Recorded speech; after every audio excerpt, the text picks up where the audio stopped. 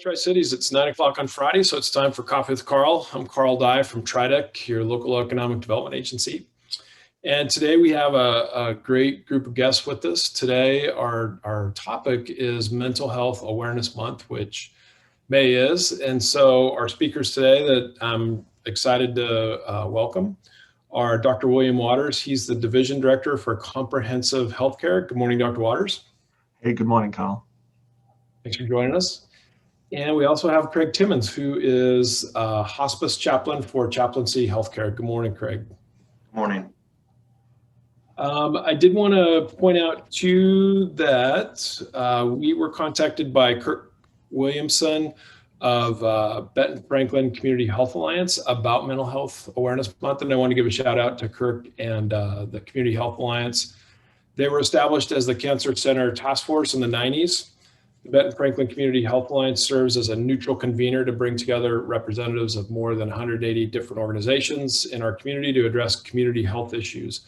So May is Mental Health Awareness Month, and the Alliance's Behavioral Health Committee is working to reduce stigma by encouraging people to talk about mental health as a necessary part of overall health. And I wanted to kind of give that plug just to say, well, why are you guys talking about mental health? And, we've talked on Coffee with Karl about how we do at TriDec, how we do economic development, how do we focus on growing the economy?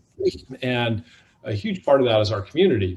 And some people consider that community development, but I'd say, mental health and really talking about our community and taking care of each other is a critical part of what we need to make sure that we're all doing and working on as a community, as we continue to make our community a better place to live. That helps us attract companies, keep talented people that we need to fill our jobs in all of our companies here and continue the ball rolling. So that's kind of the connection. And we're really happy to have this conversation. I think especially with COVID, a lot of people are going through some different, maybe mental health challenges they didn't see before. And hopefully there's a heightened awareness of it. And we can have a good discussion today about, what can we do to help our friends and neighbors and coworkers and people we work with. So, Dr. Waters and Craig, thanks for joining us today. We're going to have a good conversation. So we always start off with talking about coffee mugs or coffee. So I've got a mug that I got. It's just like a, kind of an art mug, I'll call it. I don't know. It's probably something special. I got it for a training session that I went to in Spokane a couple of years ago. And I like it because it actually makes me feel good. There's something about, holding on to it and the texture of the pottery and stuff that makes me feel good. And I know that's, for me at least, sometimes, having things from a sensory point of view that make you feel good, I think helps me feel good throughout the day. So that's my coffee mug for today. Craig, what do you got for a mug or coffee story for us today? Here's what I've got going today. Ooh. All right. Life is good. It's a good reminder to me. I actually stole this mug from a friend of mine, so life is better for me, I guess. Now that I have their mug. Yeah. Yeah, hopefully when you took the mug away, then now their life's bad. Hopefully that's the way that it right, works. yes. Not what we want. I'm sure it's not. Yeah. It's all about sharing. Sharing is caring. There you go. Dr. Waters, what about you? Do you have a mug or coffee story for us? Yeah, and what a great opportunity, Craig, you gave to your work colleague to feel that sharing attitude. Right, that's right. Yeah, life is good. I have this mug, someone near and dear to me gave this to me. In Australia right now, where I'm from, people are experiencing a little bit of bliss, if you will, ignorant bliss, because in just a few months, magpies are going to start swooping people again. So in Australia, magpies are a little bit different. They look like crows here. And between August and September, they actually swoop down and scrape at people's ears and heads. Oh. So walking to school every morning was a real challenge. My mother would have me put an ice cream bucket on my head and paint eyes on it. This is not folklore. This is something that happened to a lot of kids in Australia in the 80s. And you can watch a YouTube video saying the eyes don't work. If you look that up, you'll see a woman riding a bike experimenting with this and getting attacked by magpies. So life is good right now as well. Wow, that's... I can't help but ask some more questions about that, because I had no idea that, number one, that you could put eyes on an ice cream bucket and that was going to scare off the magpies, and that they were so aggressive in Australia. Yeah, the thing is, when you feel their eyes on you and that they're coming for you, if you turn around and look at them, they will turn away because you're looking at them. So the idea is that if they feel like they're being looked at by eyes, they will evade you. Didn't work. Well, and then this is obviously a huge stereotype, but I think of you as a school-aged person in the 80s walking to school, and in my mind I think of Angus Young, who always wore the private schoolboy outfit, and I'm like, does everybody in Australia wear that? Are they get that look going on? Was that you in the 80s, Dr. Waters? I didn't go to a private school and have the blazer like he did, right? But yes, we all wore school uniforms, and these ice cream buckets were huge. So I mean, it definitely protected us from scrapes, but boy, what a sight, That's awesome. I have a lot of magpie stories, actually. I do. Oh, that's good. Well, we'll have to have you back on. We probably have a whole hour about magpie stories, and I could talk about Akadaka forever. So it's all good. He's in a pub. Let's start off with Craig. Craig, can you tell us about your role at Chaplaincy? As a chaplain, and maybe tell us a little bit about yourself to kind of kick. Sure, yeah. So in my former life, I was a middle school teacher for most of my teaching career here in Richland. My joke is that those middle school kids drove me to religion. So went back to school on the East Coast with the intent of studying to become a chaplain. Did some chaplain training out there at Robert Wood Johnson University Hospital in New Brunswick, New Jersey. And then following my seminary degree, came out here to Portland and did a year-long CPE training, clinical pastoral education residency at Legacy Emmanuel Hospital in Portland. Both those were trauma hospitals. So it dealt more with, a lot of meeting people on their worst day, or families going through some pretty difficult things. I work primarily on the Children's Hospital and then the burn unit there at Legacy Emmanuel. So helping people deal with some pretty severe crisis times in their lives. And then lo and behold, got hired back here in the good old Tri-Cities. You've heard of the Tri-City Tractor Beam. Pulled me back in and got hired to do hospice, which is pretty different contextually than more of the acute traumatic types of things that I did most of my training for, but fell in love with hospice, which is helping folks transition from a lot of times the treatment path to the comfort path, and helping them process through anything from finalizing family relationships, friends relationships, coping with how do I define myself now in this sense that I'm losing my physical abilities, and I'm headed towards this endpoint. So dealing with kind of identity issues in that sense, and then how they're defining hope now that things have changed, and hope can be a moving target almost when things change in your life, and then also trying to help them still find meaning now that they're kind of limited a lot of times, and not being a burden, that's a big one, and things like that. So that's my primary role. I'm full-time in-home hospice chaplain, and then I also do facilitate a grieving parents support group, helping folks that have lost a child deal with that thing too. And then of course we all share the on-call duties, and sometimes we're called upon to do debriefings at the hospitals or in the community when the people helping those folks have gone through something that's abnormally difficult. We help them kind of snap back, and so they can keep doing the great work that they're doing. So kind of a broad range of things. Yeah. No, thank you. I have to ask, you know, even on your mug to Life is Good, but you know, the people you deal with in your role that you've kind of aspired to from a middle school teacher, are dealing with huge, you know, I mean, initially maybe with children's hospital, like say traumatic, you know, something that wasn't planned, and then now hospice, maybe it's more of a transition and helping people and stuff, but people that are really sad. I mean, how do you, like, do you have techniques or things that you do so that you, I mean, it's got to be really tough to work with that community and not take some of that home with you or something. Like, how do you deal with that? I play. I play a lot. You know, it's for me, it's all about balance, right? Yeah. So one term we use a lot is a calling, right? So usually you don't kind of go into this sort of job or career without some deep sense of like you're supposed to be there and do it. It comes from within you.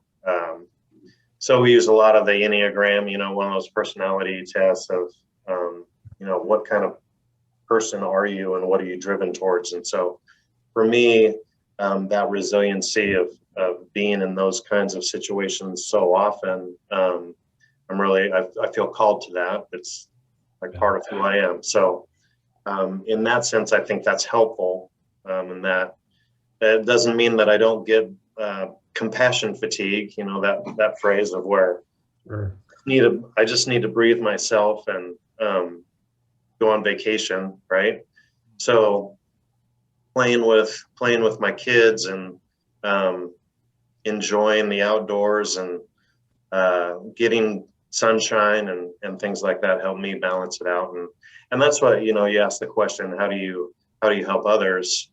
And, you know, one of my supervisors told me one time, and it's really stuck with me, he said, people are a lot stronger than we give them credit for. And so a lot of times I just try to remind them or cultivate that within themselves, that belief that, you know, you can do hard things. You are strong, you have the resources, and just kind of help them rediscover within themselves some of those resources, whether it be personal beliefs or a support system, or just like I said, helpful things that they enjoy doing, going for a walk, going to a movie, eating ice cream, you know, simple things like that can go a long way, I think. And just giving them the opportunity to not only rediscover themselves, but tell their story, right? Mm-hmm. So if we're able to validate someone's experience, I use the phrase, sometimes you just got to burp the Tupperware, right? Let out that stuff and repressurize and balance back a little bit. Yeah. No, thank you. I like I say, I can't imagine what that's like, but it's great that you have, you know, the ways that you work through it. And I'm sure that makes you better at what you do and connecting with people and families and giving them that support. Well, too, it's interesting in that people, a lot of times you get two responses when I say what I do. You'll get the sigh, oh, you must be a very special person. Okay, thank you for that. Or you get that must be so hard. And I'll tell you what, I tend to get a lot back as well from the people that I interact with, right? Mm-hmm. So I like to say I get to meet a lot of fascinating people with amazing life stories. They just happen to be dying, right? Yeah.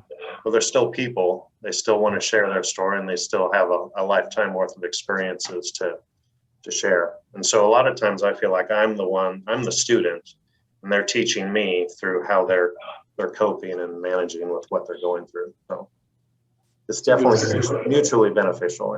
Yeah. Yeah. I think that's a good way to look at it, because especially folks that are at the end of their life, they probably do have a real sense of at least passing their stories on to someone. So, I mean, that's that's really great. Well, Dr. Waters, same question. Can you tell us a little bit about yourself? I am pretty intrigued. Like, how did you come from what brought you to the United States from Australia, and then tell us a little bit about what you do at Comprehensive Healthcare, and maybe some of the services that you guys offer, and your role there. You bet, Karl. So yes, born and raised in Australia, magpie avoider from a young age. I started in this field for lots of reasons. I also felt like it was a calling, like Craig noted. It was either that or become a nuclear physicist, and I just felt like I wanted to do this. I wanted to help people in a different type of way. No, that's true. The fact that you're in the Tri-Cities and we have both career paths, that's a great connection for you too. Yes, I've been fascinated in courting the other side. But no, I in my undergraduate degree in Australia, I took up a position working on a suicide hotline. People that were calling in either contemplating or in the active process of dying.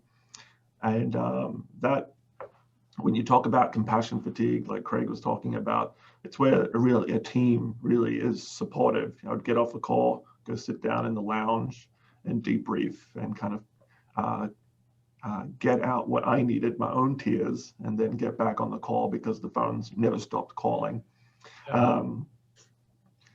Different ways of coping, I guess. But yeah, that was my first professional entry into the career. And then romance hit.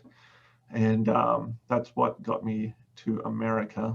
I think that's a well-told story in many a movie or novel. When I did move here, I completed my doctorate in Kentucky at Spalding University, and worked in Indiana and worked in Kentucky, and eventually also moved up to the Appalachian Mountains and worked in Hazard, Kentucky, which was a fascinating place. Fascinating American culture, and also really, really hard hit by changing industry from coal and logging reductions to the opioid epidemic that hit that area so hard. Unemployment was ginormous. If you Google the hardest hit places or difficult places to live in America, 3 counties in the top 3 or top 4 are in those areas right there. So I was seeing and working with, for instance, groups of women who had had their children taken away while working through addiction recovery. A lot of people who had had family members shoot other family members while under the influence of drugs, or just poor management of coping and things like that. When I moved from there to the Tri-Cities, again, I recognized and saw that we still, while that was a very hard hit place for a lot of different reasons, addiction and mental illness in the Tri-Cities is also there and also very strong. It's just it's hidden a little bit differently, and it's not as plainly seen. In comprehensive healthcare, I began as a therapist and then became a supervisor and then a division director here. And my role here now is to manage this clinic and help get the word out of to reduce stigma and also help people get access. In the Tri-Cities, we have extremely low, or not a good ratio of how many providers there are to how many people there are. I think if I recall some of the last stats from Franklin County, it was like 4,000 to 1 provider. So access to care is something that I'm very, very passionate about. So starting with those phone calls back in Australia, people calling, they wanted someone to talk to. Oftentimes the message was they didn't have anyone to talk to up until now. And then we got people that called every day. And then we would try to get them into services. And just like here, there's sometimes wait lists and time. So being strategic and being clever with scheduling practices and noting the need of people and finding ways to get people in is something that I'm very passionate about. And fortunately in this company, and with some of the new laws that have happened in the state of Washington, this is becoming easier with telehealth.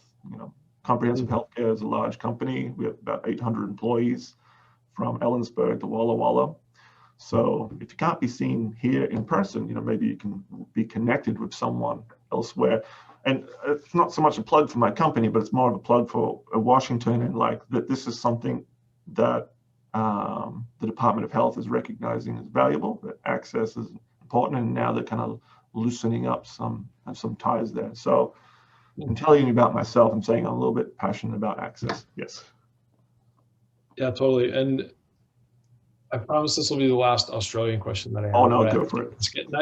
Like being in America, you got to get it all the time, right? It's like, oh, it's the Australian, and I saw this TV show, and but when honestly, and this is a true statement. When I think about mental health, I always think of the line from Crocodile Dundee when somebody's talking about talking to a therapist, and Crocodile Dundee goes, "Oh, don't they have any mates?" And I thought about that, and I think you just indicated it, like in the suicide hotline, and I think Craig, you talked about it, even maybe when you have a spouse that's at the end of life situation, and your identity, or you're losing that person that you talk to, and obviously talking is just a small part maybe of therapy and mental health, but I think I always think of that line from Crocodile Dundee. It is really a cliche, but when you don't have anybody to talk to, or oftentimes if you do have people to talk to, you still have challenges, but so many people, I think, especially in COVID, right? Because now we're isolated, and whatever our social circles might have been before, it's changed to some degree, and telehealth and things like that. I mean, are there things, maybe Dr. Waters, that you guys offer at Comprehensive Healthcare that, maybe aren't an actual therapy, but are there things on, even in COVID, that we could try to connect people and try to get them, at least a social circle, if that's a stage that we should think about in helping people with mental health, or I don't want to, and I'm not a clinician, so I don't know, but to stop them from maybe going into deeper stages of some mental health issues by helping them have a social circle. And I'm sure Craig would agree, like a lot of times when we meet people, part of the assessment when they come to us is about their social situation. Who do they talk to? Who is in their life? Who can we include in this conversation? Because you're only going to see me once a week or once a month or whatever it is, but you're going to be somewhere else all the time. So you need someone else. And if you don't have someone else, maybe there's something that you can connect to. Excellent segue for something which I'll share in a minute. But in Australia, yes, we do have mateship. It's a big part of our identity, and that we're there for our mates. In the 50s, there was a famous psychologist that did some early math and showed that therapy was about as good as having a beer with your friend at the pub and talking through your hardships. Now it was a very good, at the time, I should say, and that was kind of like a slap on the wrist to psychologists to get better at what they're doing. And I can assure you that since then we're better than that. Yes. But it did show that that mates are important as well. Yeah. I'll share one other thing about Australia. We have a saying called fair go, mate. And it just means that everyone needs a fair chance and a fair go. And it's a message, years ago they talked about someone had a psychotic break at work, bipolar hit hard and the mania went high or something like that. And on the TV ad, this was sponsored by the government. There were two responses, oh, they're coming back. And then the other response was, let's have a fair go. Everyone deserves a second chance. And it was like, oh, excellent, they're coming back. Well, I hope to be able to, help them out, or whatever it was like that. So, the attitude, like you said, it really does make a difference. Yeah, and I think that speaks to, one thing we want to talk about today, which is the stigma, right? And I mean, that giving somebody a fair go, giving them a second chance is maybe, I guess, part of softening that stigma. Like if we know that not everybody has to be perfect, we can all have challenges or issues, and reaching out, whether it is to a mate, a friend, or actually therapy, or counseling or something like that, it's okay. It's okay, and not like it's a second chance, because it's not like, okay, now you're showing weakness, now everybody feels sorry for you and you get a second chance. It's really just about dealing with stuff and making it okay to a certain extent, I guess. That's a great expression. Yeah, I think so too. Yeah, my favorite one, I was in Australia once, and I had a good time when I was down there, is like in Melbourne and I think New South Wales in that area. And I was like how you going? Like how you doing? Like how you going? I kind of like it. It's yeah. Anyway, I'll stop with the Australian and movie quotes too. Well, Craig, in your role in chaplaincy with COVID, and just like you're saying, the work that you do with families and with loved ones when they couldn't see somebody that's in the hospital. I mean, was that something that you've dealt with, and is it getting any better? And are there any strategies that you've come up, with COVID to maintain your work and help families when they can't have that, when they can't be maybe in the same room with their loved ones?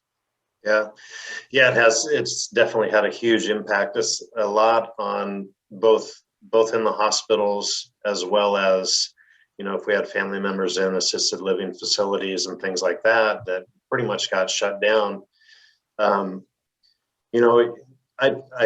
think there's two ways to view that kind of situation. One is to get locked into the fear, right, which tends to isolate and really cause some further problems with folks. Or you can take the attitude of being creative, and we really saw both of those. Some facilities kind of thought out of the box and tried to adjust. Of course, they want their residents safe, and we all want that. We want the family safe, but to recognize that we are holistic human beings, right? We're not just a physical body of cells and things like that. We need that connection. We need that interaction. And so people doing window visits, things like that, where safety protocols were still followed, but you still were able to the best of your ability, have that interaction. And it hasn't gone perfect. This is all new territory for all of us. And so my role in that was to try to help the team and the staff at those different places think creatively and really take seriously that need for the connection with your loved ones or that support network that was talked about earlier. Yeah. So it has definitely caused some really some significant hurt for families. I've talked to families that, well, this was the first time I was able to see my loved one in 6 months, and the only reason I'm able to see them now is that they came on hospice, or they're declining so much, and they're saying they're a different person. So we saw the significance of even in dementia patients, that need for that human-to-human contact with people that have that association with them. Yeah. Dr. Waters, same question about COVID.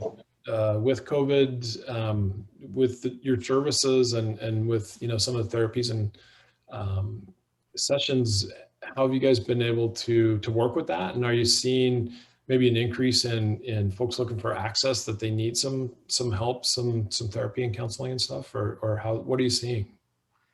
So yes, definitely. I'm seeing a lot of parents that are concerned about their children, particularly going back to school. There's a lot of anxiety on the spike, and there's a lot of kids that are going to school a couple of days a week and then a couple of days off, and the parents providing this allowance and space.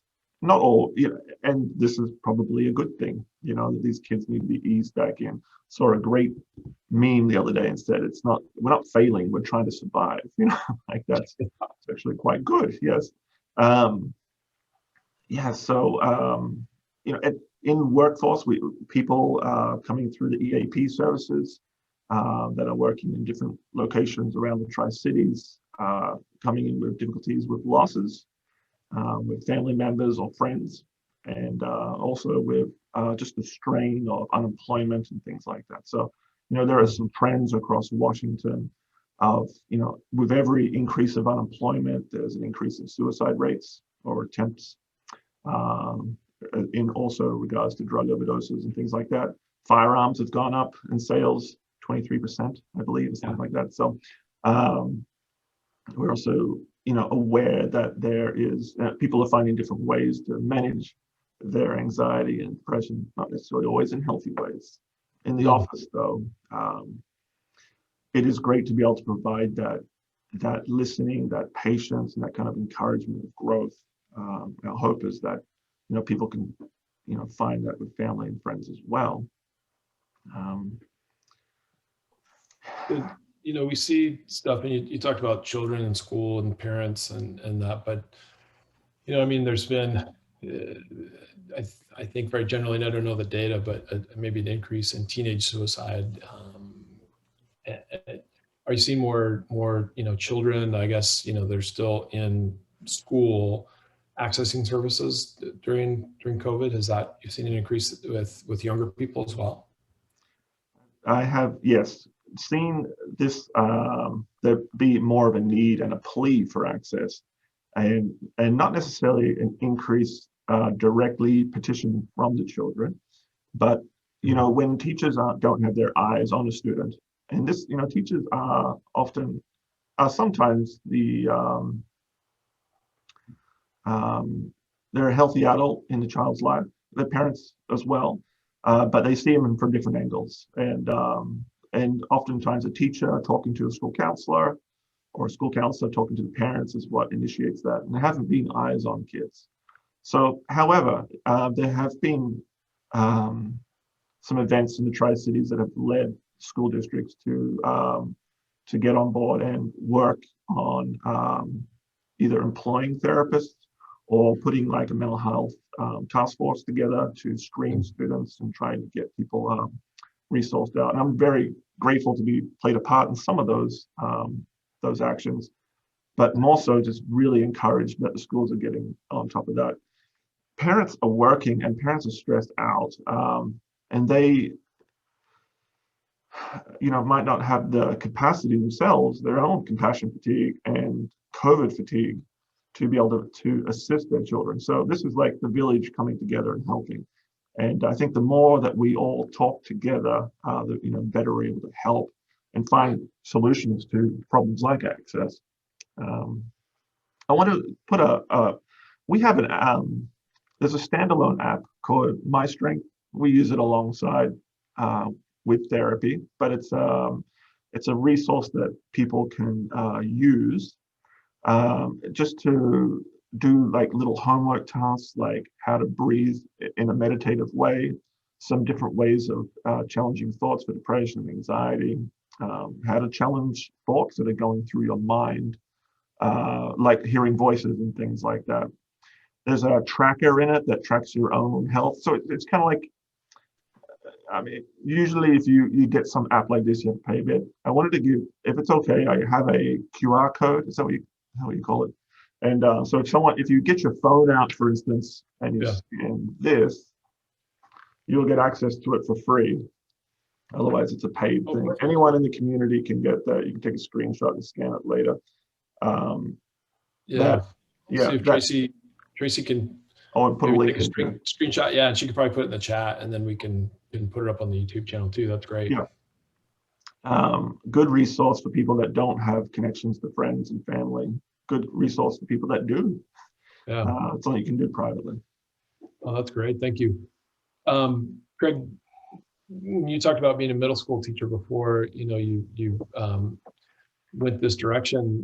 Any thoughts about, and you mentioned your kids too, but any input or insight about the, kids in school and working from home and family stressors, that just as a former middle school teacher, and I think, Dr. Waters' great point about the role that teachers play in many kids, lives outside of their family, and try to help in that support network too. But any thoughts about, what's going on right now with families, Craig, from your middle school background? Oh yeah, well, I of course keep in touch with a lot of my former teacher colleagues and friends, and I walk weekly with one of my good friends that teaches at Richland High, and just hearing the perspective of a teacher that dealing with not only the trying to keep the kids, up to date on their academic things, but also navigating the uncertainty of, this whole year of when are we going back, when are we not, and what's it going to look like when we go back? How do we balance the kids that now have gotten jobs and need those jobs to help support their families because of the the financial situation, and then reinstituting that they're going back in person, and but these kids can't go back in person because the other piece hasn't resolved. And so how are they going to manage? So there's just so many moving pieces to deal with. And I think that's where your system gets overloaded, right? And that sense of chaos and no control, and the fear of the unknown, and then actually the fear of the known. Okay, so this is what we're doing, and you have all these things in place, but what does that mean if, in direct relation to the COVID, is that going to put me at additional risk and things like that? So from that standpoint, just being able to, like Dr. Waters said, even the simple act of breathing and recentering in the midst of this whirlwind, right? And kind of, okay, let's formulate a plan and really determine what's within our control and what we can manage, But I think, as a teacher, I remember intentionally checking in with each kid every day. And just a simple task of going around and checking their homework. And, if, like the in-person education allowed for that. And so it's much more difficult when you're running your class over Zoom, and, half the kids don't turn their camera on, or they do turn their camera on and it's facing the ceiling, and you don't know if they're there or not. And so listening to him talk about all those dynamics, it's a real issue that they're dealing with. Yeah. I think too, being a parent, even the role of the parent, and Dr. Waters, you talked a little bit about this, but like when you're doing it remotely, and then the parents with remote learning for students, there's a larger role that they need to play. And then, the way that we communicate that a lot of times is email. So now you're getting a bunch of emails. You didn't used to get that from the teachers. I know on the teacher end, it's a burden for them too, because one of my older sisters is a third grade teacher in Pullman.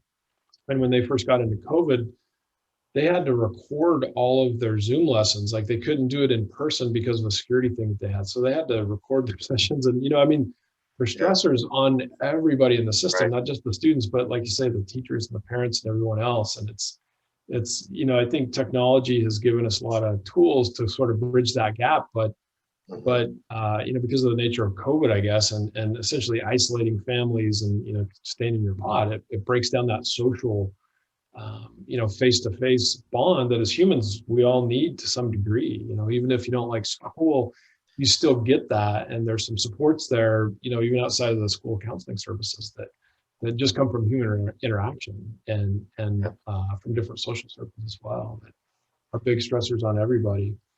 And I think you said it perfectly earlier. There's kind of two streams you can go down when something like this happens and you have to adjust and adapt. You can kind of see, the new way of doing things as a bunch of rules, and we got to do it the best we can and be pretty rigid. And then you can have the attitude of, we're going to do the best we can. Of course, we have things that we need to set in place for safety and those kinds of considerations, but to have them, and I talk with families about this too, because a lot of families are in a new situation. They've never dealt with caregiving and all of those types of things and finances, and then throw COVID on top of that, and so you just have an over and abundance of stressors, like you said. And so as the stress increases, I just encourage the level of grace needs to increase, right? That it's not going to go perfect. And so to have an attitude of, hey, we're doing the best we can, be quick to forgive, and quick to be soft-hearted, and really, instead of this feeling that we're not unified in this thing, like we're nitpicking and things have to be done exactly right, to say, hey, we're in this together. Let's stay together and let's do the best we can together. And that goes a long way. Those are some hashtags as well from mental health May. Now I'm stuck on it. May Mental Health Awareness Month. That you're not alone. Hashtag you're not alone. Spread the kindness. It's okay to not be okay. Those kinds of messages are great for destigmatizing, because even in the workforce, we've had people that have lost family members to COVID. There's death that's happened in the past year, and there's often like a conspiracy of silence where I know I see this is where oftentimes in the EAP we see with clients come in that death has happened and they feel like at work they can't talk about it. They have to be silent, and particularly with managers and and leaders, they have to be strong for the team and not show any weakness or cracks. And that conspiracy of silence doesn't allow people to grieve amongst the people that they're with all the time. There's a stigma that continues to pervade, where I think like we can continue to sharing messages that you're not alone, that you are human. Very relevant. No, it's a great point, and I think that that point exactly, that it's okay to grieve, and that it's okay to have grace. It's okay to come with instead of having a problem with the way things are going down. I think we've seen it, as our community, as our state, as our country, as the world maybe happens, in that society hasn't been through a pandemic in 100 years, right? So there aren't any people that were alive 100 years ago that learned how to deal with it. But things like public health, right? Nobody understood what public health was before, and there's still a lot of debate and discussion around what's the role of public health. Because I think to some degree we expect, to Craig, to your point, that there's just rules and we know everything, right? We just know what's going to happen. We know what the timeline is. When are we going to get the vaccine? Is it going to be safe? Is it going to be? And because this is a new pandemic that we've never been through before, there's so many unknowns. And I think that sense of the unknown, especially in the technology age that we live to, right, where you can have instant access to information through Google and your phone, where you can find an answer, whether it's right or not, whether it's based on science or not, you can find something and form an opinion on it, has kind of brought us to this place where it's almost like it's not just COVID in isolation, but then it's also this fear of the unknown. Like, well, this is new and this is different than what I thought or what is expected. Dr. Waters, even to your point about being in the workplace, and there's this, the term that you used about, silence, and just, something happens, you don't acknowledge it. You just, to use a English, not Australian expression, but stiff upper lip, right? Just, forego it and keep on forging ahead. Don't acknowledge that it's okay to grieve or to mourn, or to what some people may show weakness, but it's really about being human, processing or working through something, and then being supported, be it at work, in the workplace, or at home, or at church, or wherever, but getting those supports so that we can work through it. And I think that's ultimately the to some degree the message, right? Is like, this is something that we're going through. We're going to make it. We are going to persevere. It's okay to be sad. You don't have to know. You can be afraid. You can have anxiety, and it's okay. We're all feeling that. And, let's stick together, do the best we can, be innovative, be safe, and keep going out, and, make sure you come out the other side. Absolutely. And to Greg's point about that grace, like being patient, because, during this time, people are going to make more errors. That they might take a long time to respond to an email, and or they might actually get hyper focused and overwork themselves. Right. But there's that kind of grace of being patient, and then being open to the growth that happens in that. Because yes, we have this instinctive reaction to be sad and to have, but there's also another response there to get on with it as well, it seems. But we can be patient throughout that. There's no rush. Yeah. Hopefully. Well, and help and come alongside people too, and help them see this as maybe an opportunity for either growth or reflection or things that they can shore up within themselves, rather than sink away from fear and just not function as well as they could be. That's another good point. And I appreciate what you said before, Craig, about reminding people that, you can do this. Like, it's tough now. It's okay to grieve. It's okay to feel all the things that you're feeling, but you can make it. This isn't the end. This is a transition. We can support each other, but then at the right time, let's look forward to this next stage. And I think as a community, we're looking forward to that. Summer is coming up. School will be over pretty soon. Our rates hopefully have plateaued and now start to go down. More people get vaccinated. The numbers go in the right direction. Maybe at the end of the summer when we return to school in the fall, we'll have some greater sense of, normalcy, whatever that's going to look like. We know it's going to be different, but, it'll be different than it is now. How about, and you've both given some great examples, but, I think for all of us, what are some strategies or some ways that we can, I guess, both be aware of maybe challenges that coworkers, loved ones, family members are going through, and what are ways to engage them or help that are good strategies? I'm sure you both have, effective ways to do that. Dr. Waters, why don't we start with you? I know you mentioned some, just even phrases and the QR code in the app and stuff, but anything else that we can just discuss about, like, how do you do that? Like, I'm not a mental health care professional, so, as a lay person, what can we do to help other people out? Yeah, what's that statement? Like a soft front but a hard back. It's from Buddhism, and just the sense of like, some basic observation. You see someone having a hard time, just be present. Just ask, hey, how are things going? Do you need some help? Particularly if you're a supervisor or something like that, sometimes people like to know that you care, because that actually goes a very long way in regards to loyalty and feeling like a sense of community. All of those things affect someone's workplace behavior, but also their outside at home behavior as well. Because the opposite is that they do remember the coldness, and that does not help with any kind of team or company loyalty or productivity, whatever it is that you're looking for in that way. So I don't know how I got on that track. Let's go away from that for a minute.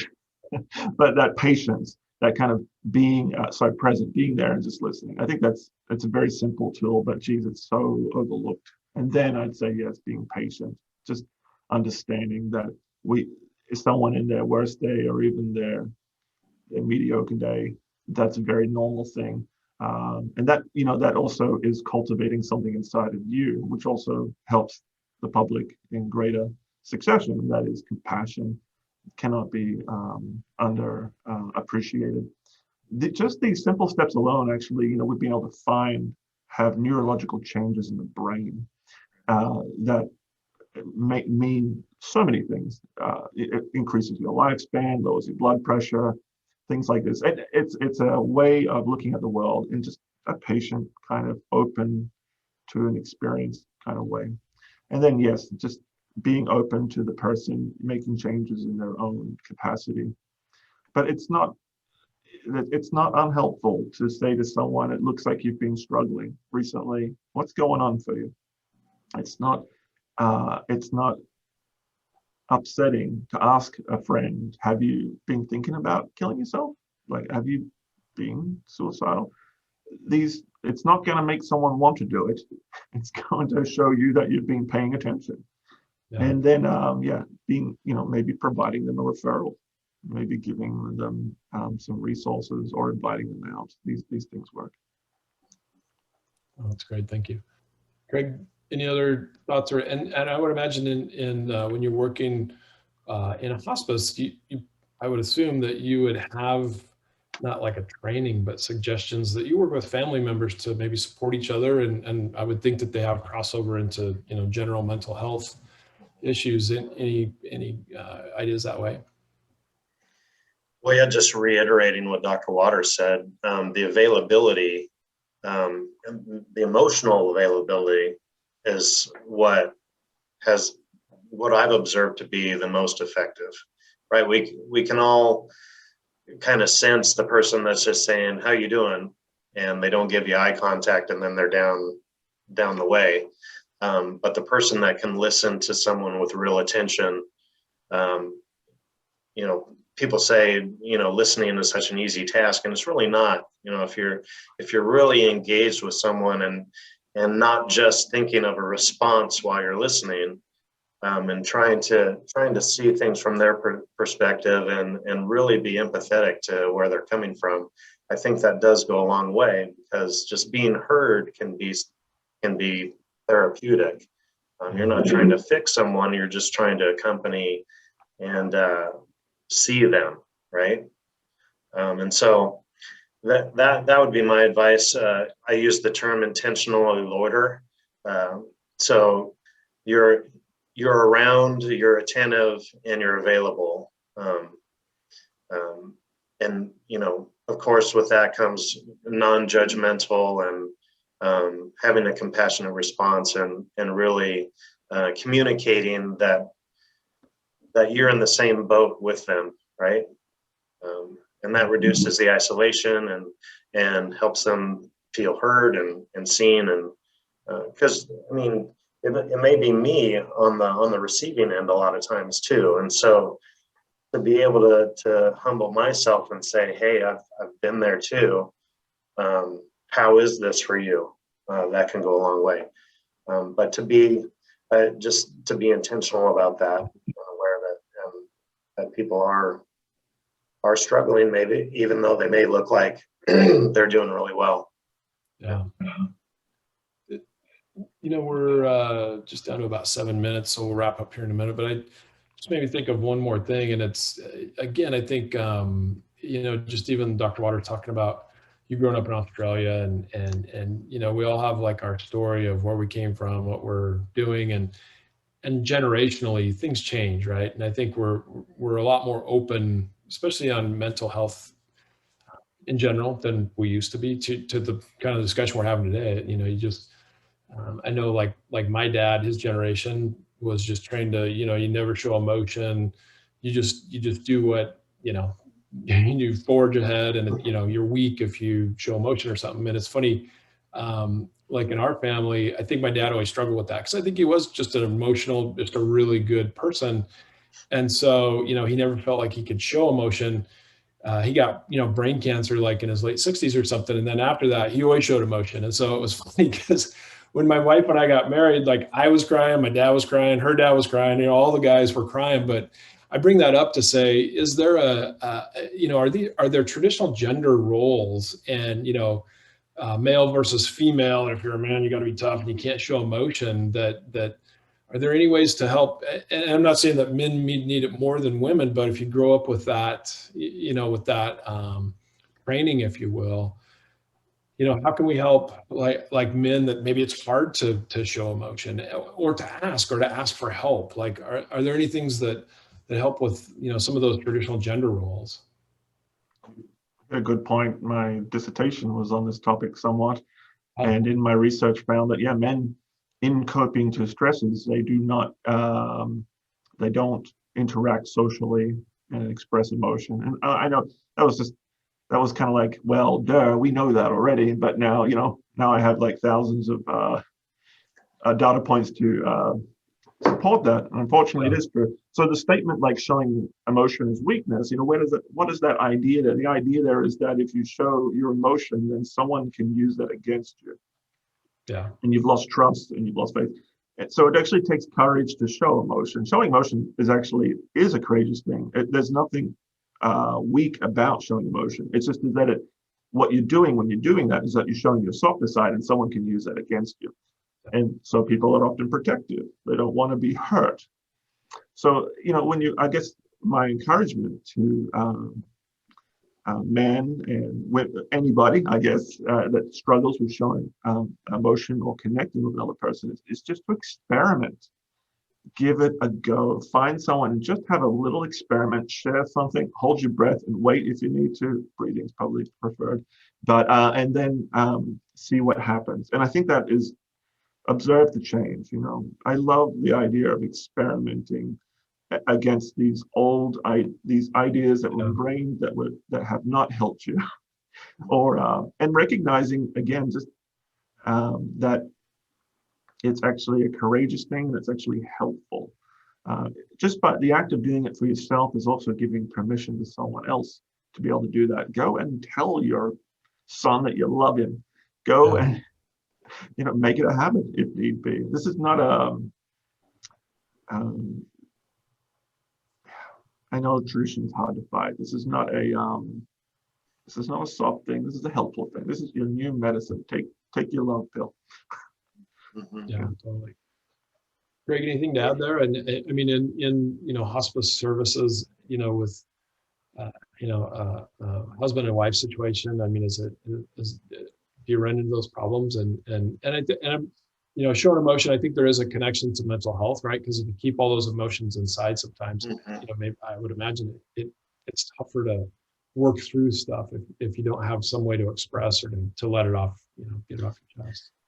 Yeah, and I know you mentioned the gender role context, but I just had this happen this week with a family where it was a cultural context. Okay. So in their culture, they're not prone to showing emotions or being affectionate. And so talking with the daughter of a patient who, with me just asking the simple question, how are you doing with all this? This really was fighting that emotion. And so just validating that emotion and saying, I would think that if there's ever a time for emotion, this would be it. Yeah. And a simple statement like that, and then the tears just flowed. And there's a language barrier there too. So the patient's non-English speaking. And so I'm talking with the daughter in English. And so there was some privacy, so to speak, there, to where she could openly share, that we're not affectionate. We don't say the I love yous. We don't cry in front of each other. And I said, so what is that like for you? And you could tell that it's there, and it just kind of forced its way out, right? I don't think she could have held that in if she wanted to, because it was just brimming over the top. So normalizing and validating, and then just like Dr. Waters said, I said, I encourage you to take a risk, and because obviously this is on your heart, and share that with your dad and your family, and just see what happens. And I don't know if that'll happen or not, but I think for that time, she was able to let go of some of that buildup for sure. So you have the gender issue, you have the cultural issue. There's a lot of things that play into that suppression of emotion. Yeah. Well, in your example, that's a good one, because it's what Dr. Waters said about experimenting. Try it. Just kind of help as whatever your role is, but to give them some support and some chance to give it a shot. And I see, and I didn't say that we will take questions and answers, but we're out of time, and so I won't be able to get to that question today. But Greg and Dr. Waters, thank you both for your time today. I think this has been a good conversation. I've learned a lot, and hopefully the folks that are joining us on Zoom and on social media will too, and we'll post it on YouTube as a resource. And I think for all of us, kind of the takeaways that I have written down are to be aware. It's okay to ask people how they're doing, and not just superficial, but be more thoughtful and available for them to show. But why don't we do some closing remarks? Craig, do you have a closing statement or anything you want to leave us with as we close out today? I just leave you with love on each other. That's something we can do. A lot of times that's different for each person, what that looks like, but I found that a useful tool just to remind folks that it's okay to be kind. It's okay to show grace, and and to really take to heart someone else's perspective. And I just thank you for allowing me to be a part of this today, and look forward to what the future holds. You bet. Thanks a lot for your time today, Craig. We really appreciate you being on. Dr. Waters, how about you? And I appreciate you, at least humoring our Australian stories. And it's just such a, I personally, like I said, I was in Australia one time. It was so awesome. Australia is like, it's kind of like, literally, obviously, you're in a different country, a different continent, but everybody speaks English. So it's like going to California or something, and just such a cool culture and that. So thanks for humoring my Australian questions. But Anytime. any closing remarks for us today? Yeah, thank you. Yeah, compassion is key for sure. Mental health month in May. Yeah, I'm a big lover of this. What I didn't get to talk about, was, there's also a double stigma out there for people in the LGBTQ community and polyamorous, those that of different races and other minority groups, those with disabilities. This is a month very important to them as well, because the stigma is a double stigma, and let's be open and compassionate and just here. Yeah. Thanks so much, Karl. I really appreciated being on. Craig, it was great to see you too. You too. Yeah, well, thank you both for your time today, and thanks for everybody for joining us on Zoom or on social media, and have a great weekend. Thank you.